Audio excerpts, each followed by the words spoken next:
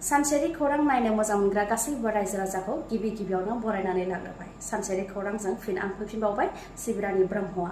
नोंथांमोना जुदि सानसेरि खौरां नायनो मोजां मोनोबा एसबी बड' निउज बे चेनेलखौ साबस्क्राइब खालामनानै लानो हागोन। फुंनि समाव सानफ्रामबो बे चेनेलनि गेजेरजों सानसेरि खौरांखौ फोसावनाय जायो।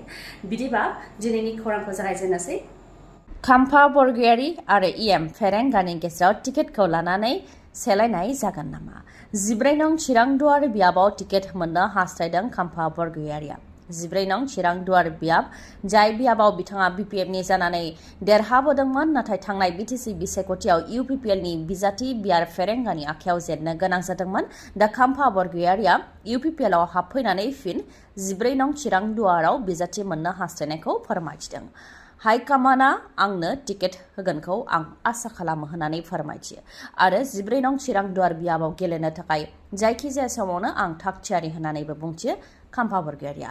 फैबाय थानाय बिटिसि बिसायख'थियाव इउपिपिएल दोलोआ मोन 21 नि बांसिन मासियाव देरहानानै हारसिङै सोरखार दागोन होननानैबो दाबि खालामो खाम्फा बरगयारिया। लोगोसे इउपिपिएल दोलोआ मोनफ्रोमबो बियाबाव बेनिफिसियारि मिट अदेबानि मुलाम्फायारिफोरखौ लोगो हमनाय हाबाफारि खुंनायाव 10,000 सुबुंफोरा बाहागो लाफैदों। 10,000 बाहागो लाफैनायजों लोगोसे बिथांनि नखरनिफोरखौ लाफानानै 30,000 भट मोनखाबाय। बेनिखायनो इउपिपिएलआ देरहागोन होननानै दाबि खालामो खाम्फा बरगयारिया। बेनि अनगायैबो 2026आव जानो गोनां बिधान सभा बिसायख'थिनि सिगां बिपिएफ राजखान्थि दोलोआव थाबोनाय गासैबो दैदेनगिरिफ्रा इउपिपिएल दोलोआव हाबफैजोबगोन होननानै बुंथियो खाम्फा बरगयारिया। आरो बे समाव मोननाय मोनैखौ लानानै जेबो दा बुंथ'। दान मोनथामल' दंसै, जों जयैनो थागोन, गोग्लैबाबो जयैनो गोग्लैगोन आरो गसंब्लाबो जयैनो गसंगोन होननानैबो बुंथियो खाम्फा बरगयारिया। रायजोआव मोसौ बेदर जानाय, मोसौ बेदर फाननायखौ बन्द' खालामनो थाखाय गोख्रोङै फोसावदों आसामनि गिबि मन्थ्रि डक्टर हेमन्त बिश्व शर्मा बिथाङा। नाथाय डक्टर हेमन्त बिश्व शर्मा बिथांनि गोख्रोङै बे फोसावनायखौ मानियाखै गोबां सुबुङानो। जायगा जायगा दासिमबो जायो मोसौ बेदरनि फालांगि आरो हटेल रेस्टुरेन्टफोरावबो दासिमबो मोसौ बेदर मोननाय जायो। बेखौ लानानै क'क्राझाराव गोख्रोङै सेबदों आसाम पुलिसआ। क'क्राझारनि दाब दाब जायगायाव सेबनानै 4खौ एरेस्टबो खालामनो हादों आरो 10 केजि मोसौ बेदरबो हमनो हादों। गुबुन गुबुन हटेल रेस्टुरेन्टफोराव सेबनायनि उनावनो 4खौ हमनो हादों आरो 10 केजिनि मोसौ बेदर हमनो हादों। क'क्राझारनि जयपुर फकिराग्राम बायदियाव थानाय हटेल आरो रेस्टुरेन्टआव सेबनायनि उनावनो 4खौ एरेस्ट खालामनायजों लोगोसे 10 केजि मोसौ बेदर हमनो हादों। हमजानायफोरा फोरमायथिनाय बायदिब्ला थांनाय 2-3 बोसोरनिफ्रायनो फालांगिखौ खालामबोदोंमोन आरो हटेल रेस्टुरेन्टफोराव मोसौ बेदरजों लोगोसे मैसो बेदरबो लाखिनाय जायो होननानै फोरमायथिदों। क'क्राझारनि अनगायै उदालगुरियावबो सेबनानै गासै 38 केजि मोसौ बेदर हमनो हादों। उदालगुरि जिल्लानि भालुकमारि बाजाराव थानाय गंबा हटेल आरो रेस्टुरेन्टआव सेबनानै गासै 38 केजि मोसौ बेदर हमनो हादों आरो बेदायाव माखासे सुबुंफोरखौबो बा फालांगिरिफोरखौबो एरेस्ट खालामदों। जेरै हटेल केराला एन्ड रेस्टुरेन्ट, बेयाव सेबनानै 14 केजि मोसौ बेदर हमनो हादों। गेस्ट हटेल एन्ड रेस्टुरेन्ट, बेयाव सेबनानै गासै 6 केजि मोसौ बेदर हमनो हादों। मामुन हटेल एन्ड रेस्टुरेन्ट, बेयाव 6 केजि। डिलिसियास रेस्टुरेन्ट, बेयाव 10 केजि आरो मौसम हटेल एन्ड रेस्टुरेन्ट, बेयाव 2 केजि, गासै 38 केजि मोसौ बेदर हमनो हादों। तेलेंगानानि गंसे फेक्टरियाव ब्लास्ट जादों। ब्लास्ट जानायजों गासै 44 सुबुंनि जिउ खहा जाबाय आरो थैनायनि सुबुं अनजिमाया बांबावनो हागौ। सिगाची इन्डास्ट्रिज प्राइभेट लिमिटेड, जेराव मुलि दिहुननाय जायो बा मुलि दिहुनग्रा फेक्टरि, बेयाव ब्लास्ट जादों, जायजों थैनायनि सुबुं अनजिमाया बांनानै दासिम 44 जाबाय आरो बांबावनो हागौ होननानै रिपर्टआव मोननाय जादों।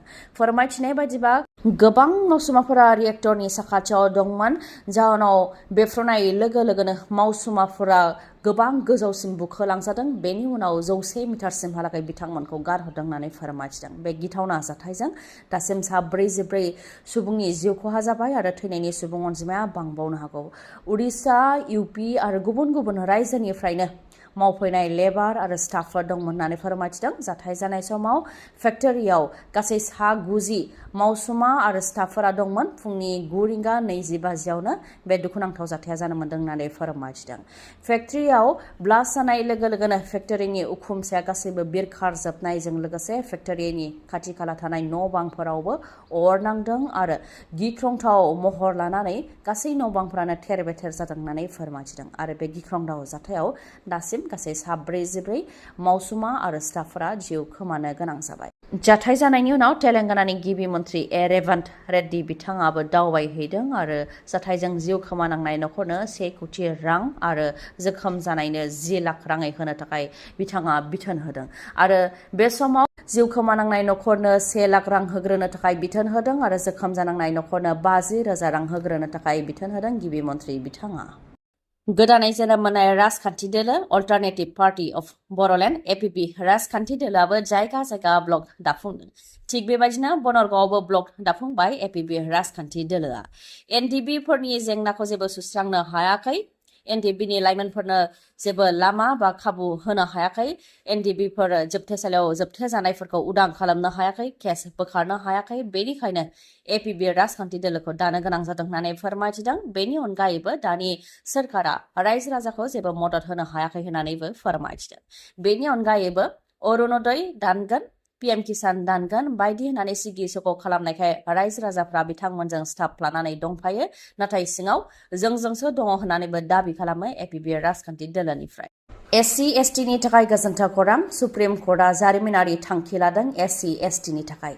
SC/ST नि थाखाय गुबुन गुबुन पस्टफोराव रिजार्भेशन दंब्लाबो सुप्रिम कर्टआव SC आरो ST नि थाखाय रिजार्भेशन गैयामोन। नाथाय दा SC/ST नि थाखाय सुप्रिम कर्टआव रिजार्भेशन होबाय। नन जुडिशियेल स्टाफनि बेलायाव रिजार्भेशनखौ होदों। थांनाय 24 जुनाव सार्कुलारनि गेजेरजों सुप्रिम कर्टआ बेखौ फोसावदों। SC नि थाखाय 15% रिजार्भेशन आरो ST नि थाखाय 7.5% रिजार्भेशन थागोन। एडमिनिस्ट्रेटिभ आरो सापर्ट स्टाफफोरनि थाखाय जागोन, नाथाय जाजनि थाखाय बे जानाय नङा। पस्टफोर जेरै registrar, senior personnel assistant, assistant librarian, junior court assistant, junior court attendant बायदि पस्टनि थाखाय जागोन। सुप्रिम कर्टनि चिफ जास्टिस गवाई बिथाङा बे जारिमिनारि थांखिखौ लादों। बिथाङा बेखौनो फोरमायथिदों दि गुबुन गुबुन फसंथानफोर आरो हाइ कर्टआव SC/ST नि थाखाय रिजार्भेशन दंब्ला सुप्रिम कर्टआव SC/ST नि थाखाय मानो रिजार्भेशन गैया। बेनिखायनो सुप्रिम कर्टआवबो दानिया SC/ST नि थाखाय रिजार्भेशन थासिगोन होननानै फोरमायथिदों। SC नि बेलायाव 15% आरो ST नि बेलायाव 7.5% रिजार्भेशन थागोन, नाथाय बियो एडमिनिस्ट्रेटिभ आरो सापर्ट स्टाफफोरनि थाखायल' जागोन, जाजनि थाखाय जानाय नङा। मन्दिर, थानसालि आरो गुबुन गुबुन धोरोमारि फसंथानफोर जौगानायनि थाखाय UPPL सोरखारा आलारि सोरां बिथांखिनि गेजेरजों 2 लाख रांनि चेक गथायदों। थिग बेबायदिनो MCLA मन्टु बर' बिथाङाबो चेक गथायदों। बिथाङा फोरमायथिदों दि 40 बियाबाव मोनफ्रोमबो बियाबाव 18निफ्राय 20 नामघर, कीर्तन घर, बाथौ मन्दिर, मस्जिद, चार्च बायदिनो आलारि सोरां बिथांखिनि गेजेरजों 2 लाख रांनि चेक गथायनाय जादों। थिग बेबायदिनो आंनि बियाबावबो अदेबानि कक्लाबारि बियाबावबो 18 नामघर, मन्दिर, रुपामणि, बाथौ मन्दिर, चार्च बायदिनो 2 लाख रांनि चेक गथायनाय जागोन होननानै फोरमायथिदों। बे लेखायै मैयानि सानाव कामा दैसा रुपामणि दालाइसा आश्रमाव 2 लाख रांनि चेक गथायदों। मन्टु बर'आ चेक गथायनायनि अनगायैबो गरेस्वरनि महरिपारायावबो श्री विष्णु मन्दिरनो आलारि सोरां बिथांखिनि गेजेरजों 2 लाख रांनि अनसुंथाइ होदों। जायनाखि UPPL सोरखारा सिगांनि समावनो मन्दिर, मस्जिद, बाथौ थानसालि बायदिफोरनो राङारि अनसुंथाइ होनो खोथा होदोंमोन। बे लेखायै दा जायगा जायगा थानसालि, मन्दिर बायदिफोरखौ जौगाहोनो थाखाय 2 लाख रांनि चेक गथायनायखौ नुनो मोननाय जादों। खौरांखौ जोबजासे खोनासंनायनि थाखाय गोजोन्थों। बिदिबा गाबोननि फुङाव फिन लोगो मोनफिनगोन SB बड' निउज चेनेलनि गेजेरजों।